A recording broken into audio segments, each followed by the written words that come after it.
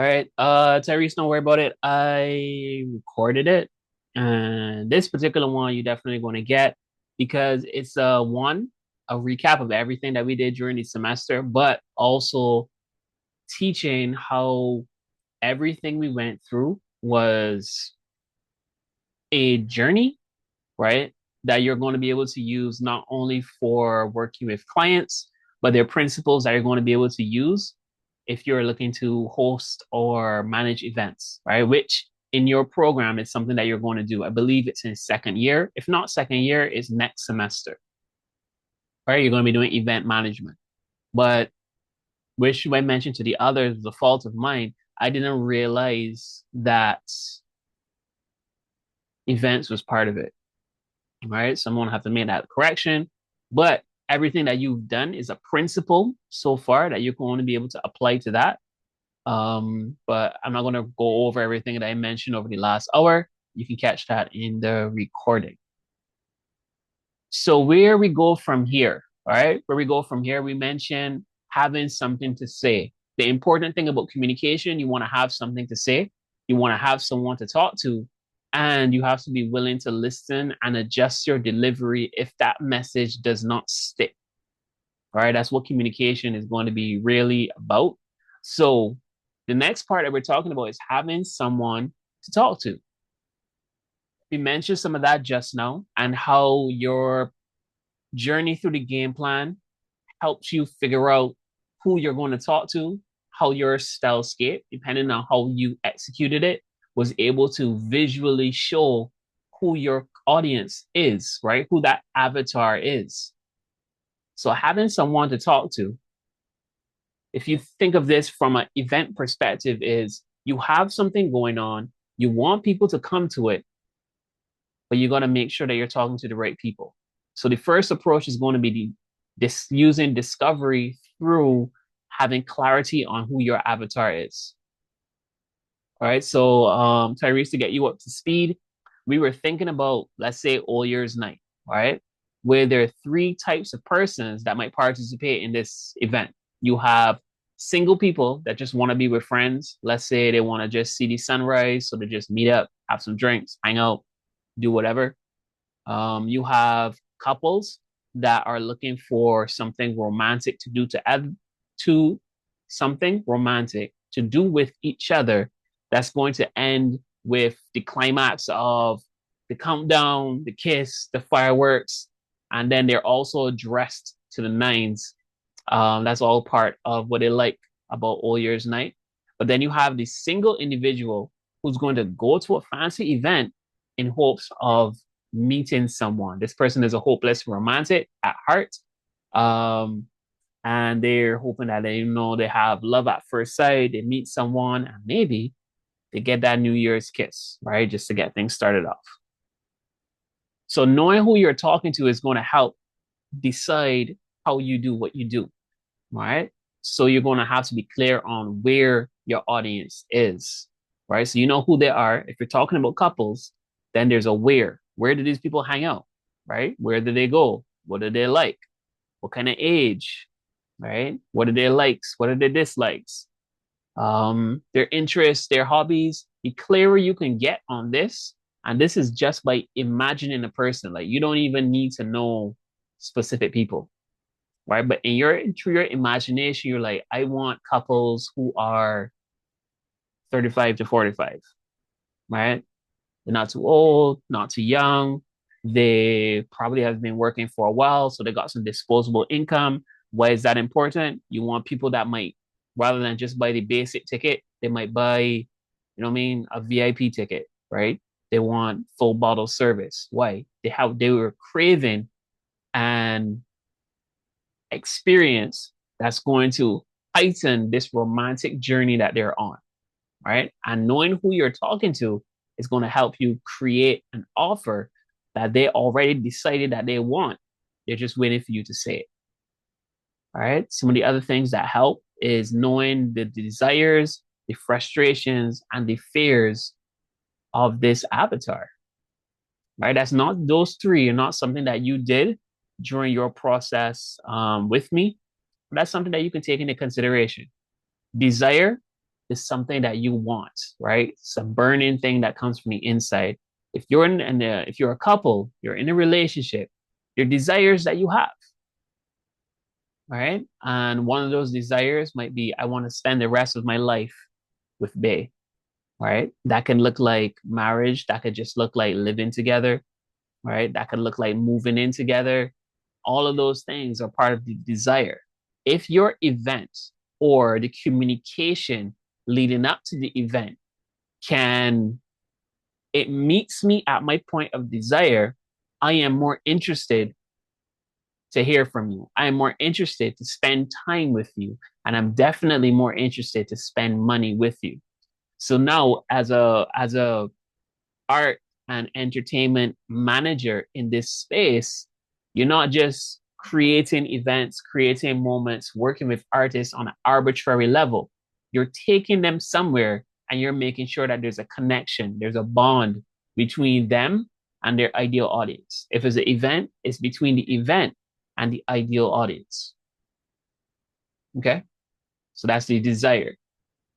If you know the frustrations, right? The frustration is important because people make decisions emotionally, yes, but people also make changes based on pain. Let me explain. Let's say you guys have been, well, not let's say, you guys have been at school for I don't know how many weeks. Is it like 8, 9? I think we're at like 9 or something right now. You've been at school for a certain period of time. Over that period of time, there have been some frustrations. One was, I don't like all this work. I want to just be home chilling, right? Feel free to comment in the chat, right? There's some frustrations, like the work, the tutors, the timelines, all of this stuff are frustrations that you have. If you knew, right, or during the semester, I was already promoting this end of semester one, let's call it a refresher, right? Semester and a semester break or Christmas break, like spring break in December, right? And I'm showing you what this is going to be like. I'm talking to you from the perspective of, you know what I mean? You've been in classes for the longest time. You're just craving a moment to just chill. This is it. This event is it. If I'm speaking to your frustrations, if I'm shoving your frustrations back in your face by also giving you a solution, be like, look, if you're in this space with me, you're not gonna be frustrated. You're gonna be relaxed. Forget all of that pain. You need a moment to just be. It got you, right? It got you. My event got you covered, right? Imagine you come to the event, you're greeted with a cocktail or a mocktail, right? At the event, there's a massage station. You can just go there, you get yourself a massage, right? Um, it is at a time of day that is not hot, right? Maybe you got some nice AC fan type things blowing through the place. You feel cool throughout the whole thing, right? Maybe when you walk in, it's this whole kind of spa vibe. So you come in with your shoes, but I'm gonna give you a pair of slippers, you know, like those hotel slippers, super comfy. Maybe they're Crocs. I don't know. But I give you this pair of shoes that you could put on when you walk in. Now people might be like, "This is a little weird." Like I came in my Jordan ones. I really don't want to be putting on some random Crocs. But these might be a lot more comfortable than Jordans. I don't know. Anybody in the call got Crocs? Does anyone wear Crocs? I just want to know if the hype is real. Are they that comfortable? Talk to me, romantic. They're that comfortable? Yes. Feels like I'm walking on a club. All right, cool. So yeah, imagine you show up and they give you a brand new pair of Crocs. You don't know how to pay for them. I mean, technically the ticket paid for it, but you don't feel that you paid for it, right? So immediately you're like, whoa, comfort as soon as I land. Love to see it, right? Maybe it's an all white party. White just feels fresh. You know what I mean? White feels fresh.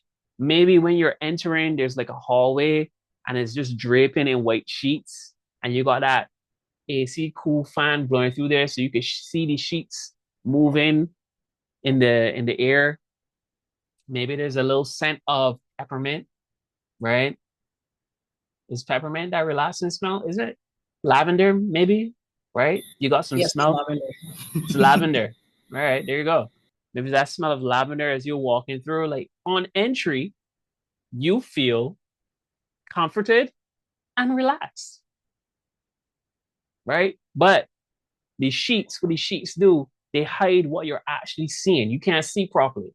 So you don't know where the walkway is leading. But you get to the end of the walkway, then there's a whole reveal. Maybe it's set up so that the sun is in your face. So as soon as you get out of the walkway and the sheets move, right, you gotta be like this for a second. Why is that amazing?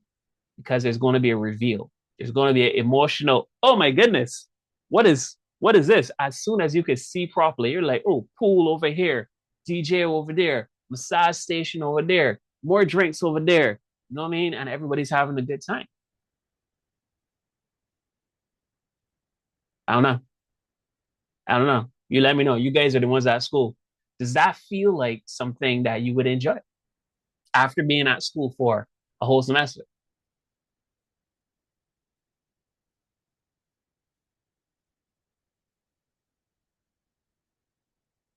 Let me know. Let me know. Drop something in the chat.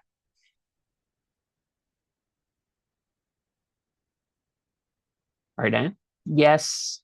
Love it.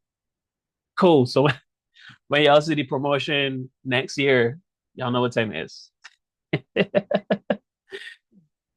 I should write down some of these ideas. Anywho, right? So that's a frustration. I targeted you, the college student. I made note of your frustrations, and now I am promoting this feeling that you're going to get from my event. Not only did I promote it enough that you bought a ticket, but on arrival, you felt the payoff without actually getting into the event. Just the walk up to the event was amazing. You know what I mean? So that's what you're doing. Because in the first part of the call, we talk about repeating the message, right? It always going to come back to this. That part of your communication is important. You did it with your client, you can do it with an event. The, the, the message here is this is the answer to your frustrations. This is where you relax. This is your downtime. This is your moment to just be. This is heaven on earth, right? That's the message. And the walkway is telling that same message through experience, right? Cool. Now, next step here is delivery of the message, all right? So we have something to say, we have someone to talk to. How are you going to deliver the message? I talked about some of this before. The experiences is one way to deliver the message. But then you also have video, right? You have words and you have images and products. So, Crocs on delivery, that is a way to reinforce your message. If you're working with your client and your client has a certain vibe to them, you know what your client's message is, um, right? You can develop products, which we call merch. You can develop products that repeat the message that your client has. Why do I say repeat? Because repeat is a principle of design, repetition, doing the same thing, right? There's the doing of things, but then there's the repetition of messages, right? Across the board. The easier it is for you as an individual, for your client, for your event to say the same thing in different environments, that starts to translate as authenticity.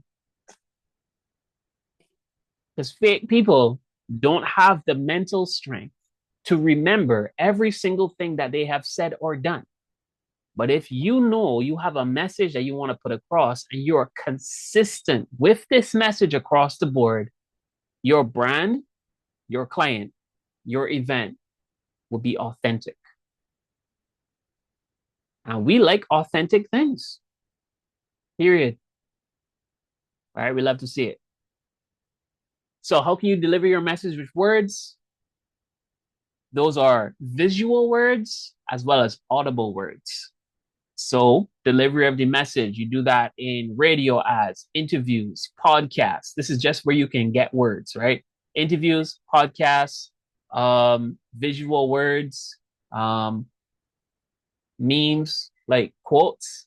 That's delivery of messages. So any social media build up for this end of semester heaven on earth event, right? Let's call it euphoria for sake of argument, right? So for a euphoria, you're going to get a bunch of quotes. I'm going to give you a quote of the day. Maybe when I give you the quote of the day, it's not just words on a graphic, right? Maybe you're hearing something in the background, that lo-fi music, right? That spa type music. Maybe behind the spa type music, you're hearing some water running, like by a stream or something. Everything about my communication is relaxing, right? Maybe. Now, if Barbados had multiple community colleges, maybe what I would have done as an event planner is I would have partnered with persons that do mobile spa treatments. And I do a pop-up at every single community college, right? So let's imagine our secondary schools were colleges. Imagine if you partnered with a bunch of people that do mobile spa treatments and we show up at the campuses, right? Because colleges are different to even the voice of the ad must be soft and inviting. Sure. Why not? Right? Or if you decided to go contrast, right?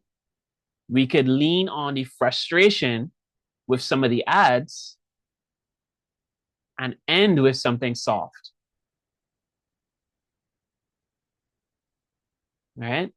We could start with the frustration so that you feel frustrated hearing the ad at first, but then I pay it off with something nice and soothing at the end.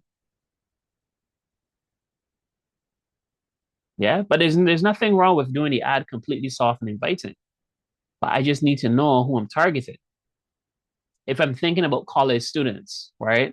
The type of music that they listen to may not be soft and inviting. So to hear something soft and inviting, you might be like, why did they say it sounds so boring? You know? So that's where the challenge is going to come through. How well do you know your avatar? And how are you going to make sure that you can reach the avatar when you speak? When you share your message, how do you make sure that they can hear it?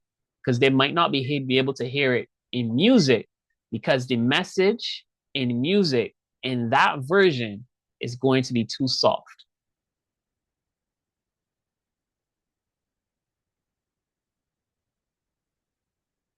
All right. Why is this important?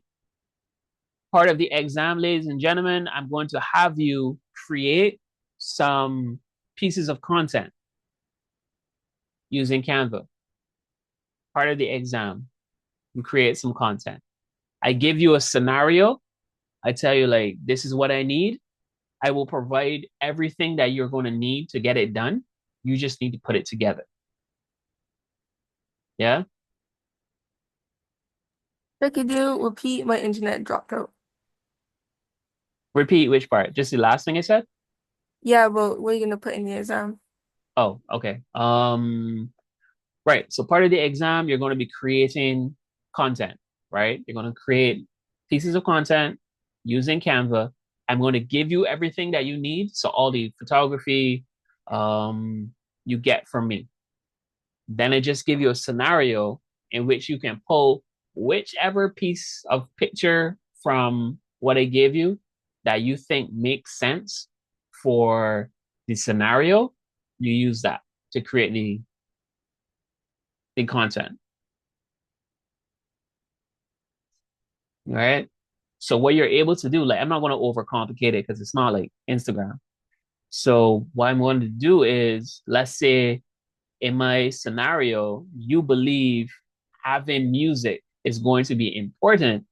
You could write that in, right? So in Canva, you could create one page that has the artwork. You could create another page you could put your rationale there, just like you would have done with the booth.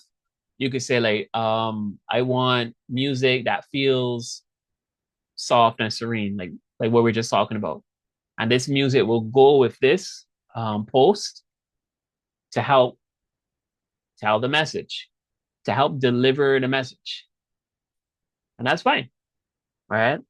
Again, I'm not grading you on how good something looks. I'm interested in how you think, right? The in the use of the graphics that you make for me in the exam, I'm going to hope that you're going to rely on these principles of design that we mentioned, right? So using contrast, right? Are you going to just use the photo by itself? Are you going to include something with the photo? All that fun stuff.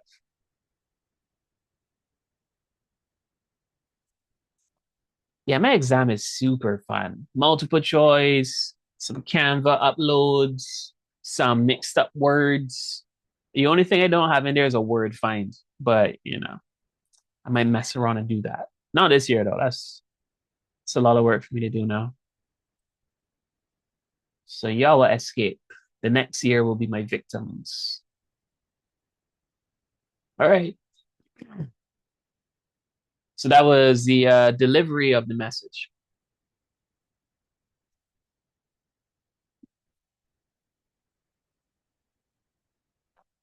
Now we have make a connection, right?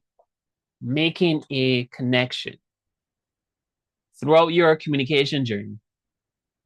If your communication doesn't connect, you have failed. Who came on? Yeah, Tyrese didn't hear this part. So let's say, Tyrese, I'm an author, right? And my book sells out. But the people that bought my book wanted to collect the cover. They didn't want to read the book. Would you say my book was a success or a failure? It was a failure because they're not reading the contents of the book. They just want the cover. Yeah, there you go. So let's say my let's say it sold out and people love the cover so much because of the communication that I gave. My whole communication for this book was all about the cover, right? It's all about the story of the cover, blah blah blah. I do a whole documentary. Um, Will Smith. Do you guys see Will Smith's? I don't want to call it documentary, but you saw his video about his book, Will.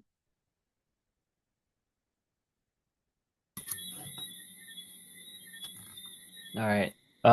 If you ever check Will Smith on YouTube, he has a whole video up there that talks about his book Will, right? And no shit at him. What's different about his cover is his cover was literally the story, right? His cover had a whole story to it, which really gave clarity about the content of the book, which is pretty cool. Right. So, all right, let me see if I can actually find it. Let me see if I find it real quick.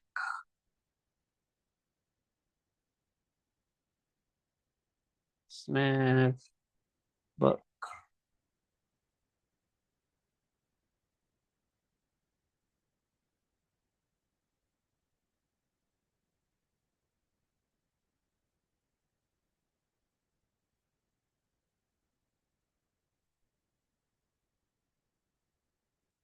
So it was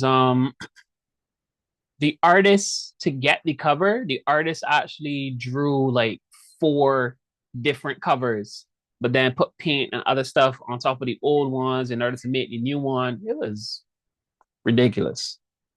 In a good way, ridiculous. Because you will never see um all the other things that made the cover.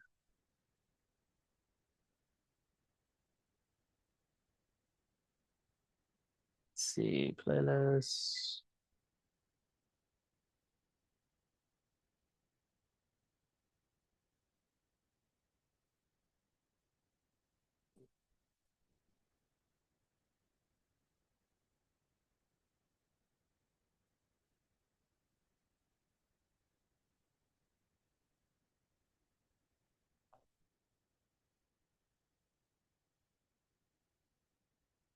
Uh,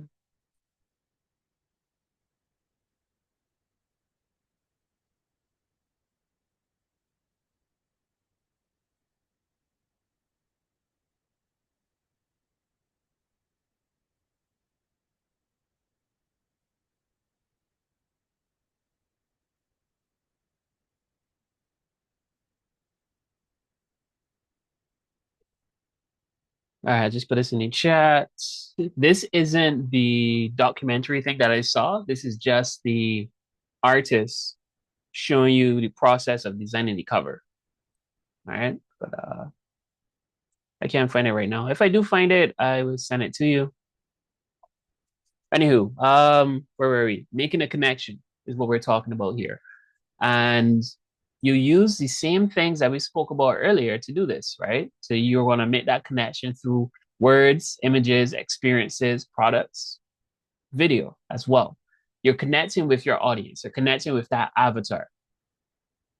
And searching for a connection is different to just finding a way to get them to listen, right? A connection is something deeper. A connection is something that you want. If you're leading towards building a community, building a relationship, having true diehard fans, persons that will follow you, seek you out, love you. That's what you want if you're making a connection. Having that connection allows persons to do crazy things like, wait, hold on a sec.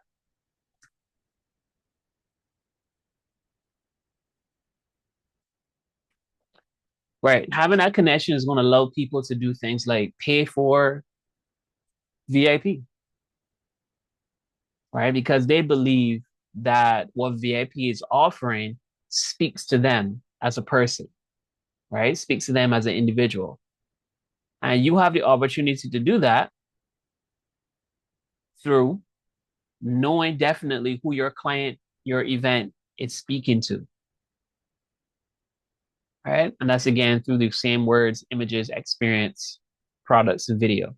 You're repeating the message, right? But in repeating the message, you're making sure that this message speaks to this one person that you're trying to talk to, right? From the sense of connection. So you want to build bridges through your use of words. It's not just, oh, I like this. You want to build a bridge so that this person is like, oh my gosh, yes, I would say this exact same thing, right? You want to build a tribe through those shared experiences.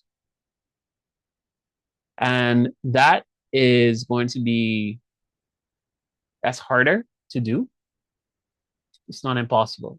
It's just harder to do. It's just like when you were trying to find Bay, when you were looking for Bay, that took some work. If you're not into sports and Bay plays badminton, I'm pretty sure you're going to learn a thing or two about badminton. Why? You want to be able to connect with Bay. Even if Bay wasn't Bay as yet, you like her, you like this person as an individual, you want to get to know them better, then you start to like, all right, well, if you like badminton, I need to go check out badminton.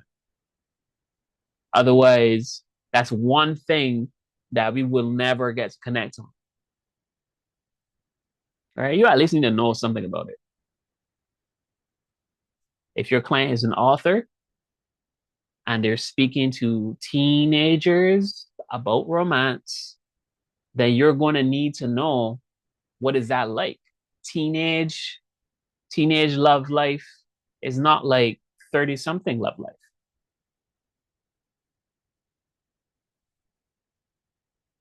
High school is not like work.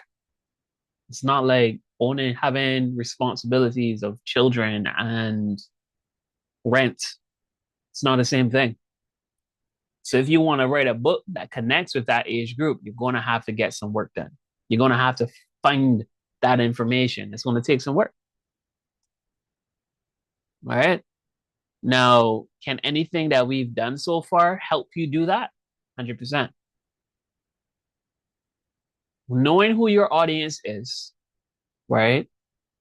And knowing that you want to make a connection can cause you to ask the right questions. Asking those questions can lead you to environments where you can get the answers. So let's say you're an author, you want to write, you're writing books that you're targeting teenage love. Where would be a good place for you to be? Or who do you need to be around? You can let me know in the chat or you can unmute your mic. Sorry for rephrasing questioning. If you are an author who writes romance novels targeting teenagers, right? Where would be a good place for you to go to get insights, information, experiences from outside of your own? Where would be a nice place to go? Or who would you need to be around to get that authentic information? I would say a school. Yeah, that's cool. Teens, you need to be around teenagers, right? You need to be around teenagers in a space where they're willing to share this stuff, this romance stuff. Sure, you could be 30, 40, 50 and, think back of what that was like. But it's different now, right? Romance, dating, everything is different now. Your experiences from 50 years ago, some of it might work from a principle standpoint, but what it's actually like out here in these streets as a teenager, you're going to miss it. So if you write your book based on 50 years ago, not 50, 40 years ago, you're probably not going to connect right now. Right? And that journey is going to help you figure that out. Right? And that journey, that information, those insights are going to help you with things like fonts and typefaces. Knowing who you're talking to is going to give you a good idea of what font is going to make sense for your cover. What colors? Should it be black and white? Should it be in color? What's going on? Should it be illustration? Should it be a photograph? Should it just be words? I don't know. Those things are going to help you figure that out. Because in the design of it, you're looking to make a connection through words and images. And you're going to know which one is going to make more sense depending on who you're talking to. Right? That's also going to have, after having these conversations with these teens, imagine what your mood board, imagine what your stylescape is going to look like, right? This is now a stylescape, a connection stylescape, which is completely different to this is the book I want to write stylescape, right? You might have to go over it more than once. The connection stylescape is specific to your avatar, right? Whereas the book stylescape is this is the world that my book lives in. It's in a teenage world. It's in a romance world. Right? You guys understand what I'm saying?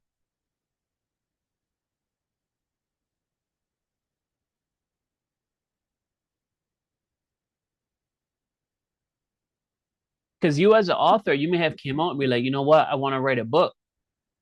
But will the people that I'm writing the book about, will they read a book? Do y'all read books? Let me know. Kiana, Tahira, Tyrese, do y'all read books? Yes? Would you buy a book? Or would you rather get an audiobook? I would probably buy a book. I feel like an audio book would be really distracting in a way. It's really what? Distracting in a way because I trying to think of what's going on in a book while actually trying to listen to it, so I can't really. It's a lot. All right, cool. So yeah, But that's going to come from asking the questions, being in this space. Now you can, right? Now that you know events is part of what you're going to be working on, you know your client is an author. Your client can do events to pull that audience together. That's going to go back to everything that we mentioned an hour ago, right? The the end result, remember you went through the process with the game plan, the A type, B type, C type goals. If you want to know, if you want to get a connection with this particular age group, what kind of event do you want to have? Once you figure out the event, what is the outcome from this event? You want to get information. If it's information that you need to have, you want to get, that means that these teams need to be able to talk to you. Question: are the teens more willing to talk to you, or would they rather text you? Right?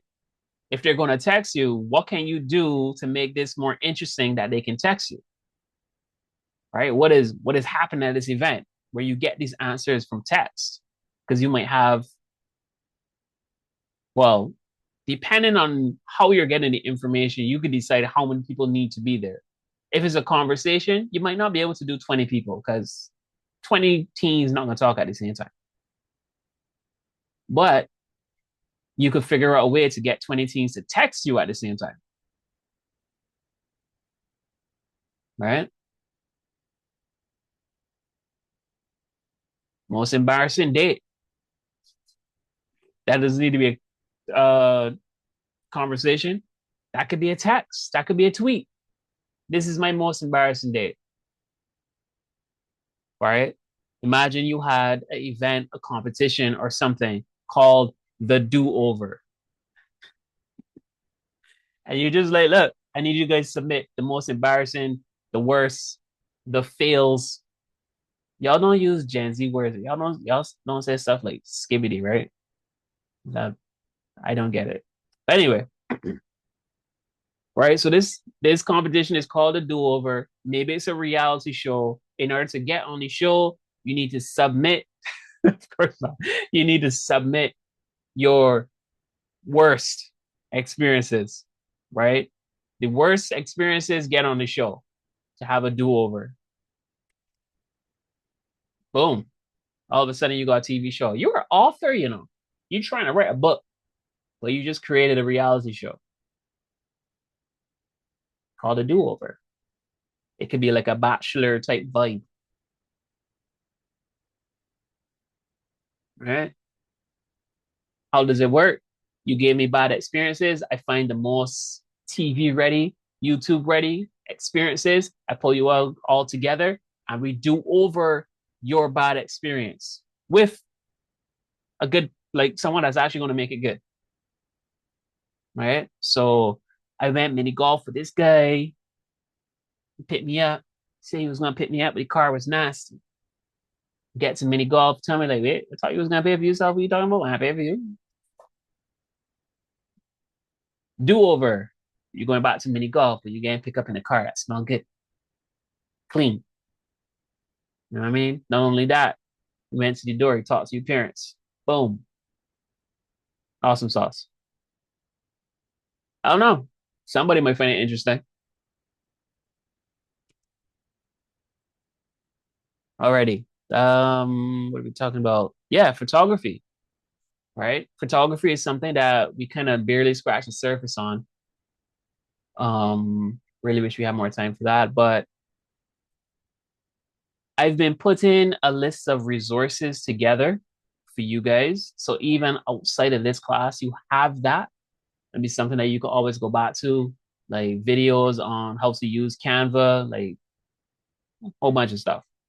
So you guys are going to get that as well. Now, during your process with me, we talked about the hierarchy of headings. That's something that we spoke about. You know, like how you got the title is one of the biggest things. You got a subhead that's a little smaller than that. You got a body copy that tends to be pretty small. If they're footnotes, that tends to be really small. Like those are things that you're going to need. But in gathering this information, you're going to know kind of what to go where. If I need to do a poster, for the event, for the TV show, for the book, you're going to know that, all right, the most important thing needs to be the biggest thing. That might be the name of the book, or that might be the price. All right, that might be the venue, that might be the time, date. But those are things that you're going to be able to translate across the board. Now, protecting your message. Protecting your message. You're going to have a brilliant idea. You're going to have something that you have to say, something that's worth saying, and an audience that needs to hear it. You're going to have the ways in which, the multiple ways that you can repeat this message so that people can hear it. And you made that connection so that now this tribe, this group of people, they're not only willing to listen when you speak, but they're looking for you to say stuff. They're looking for you to share imagery, share videos, experiences with them. But when you have that, you got to be able to protect it. That's where our conversation around copyright came in, right? And what that meant. As soon as you create something, copyright applies. That's where a conversation around fair use came in. You may have copyright, but for the public interest, for people to be able to talk about it, to review it, right? To make parodies of it, to make memes about it, you have to understand fair use. Then while you're being inspired and creating all of these different things, we need to know the difference between inspiration and plagiarism, right? There's a difference between the two. But protecting your message, that's going to be important, right? Being able to do that outside of just having a message that anyone could just easily replicate, that's going to be huge. All right, that's going to be huge. Just making sure that we can still hear me. Yeah, that's going to be a great thing to have.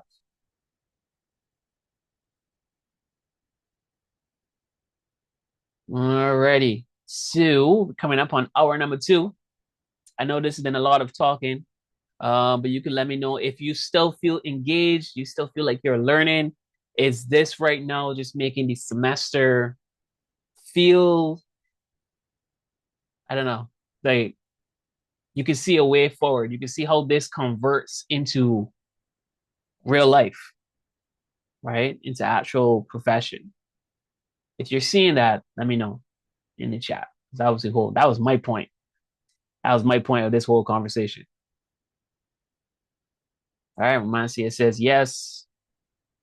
All right, Tahira, perfecto. Yeah, so this whole thing, once it's clear that you can see how this is just the beginning of what you're going to be doing, connecting the dots is going to be really fun. Yeah.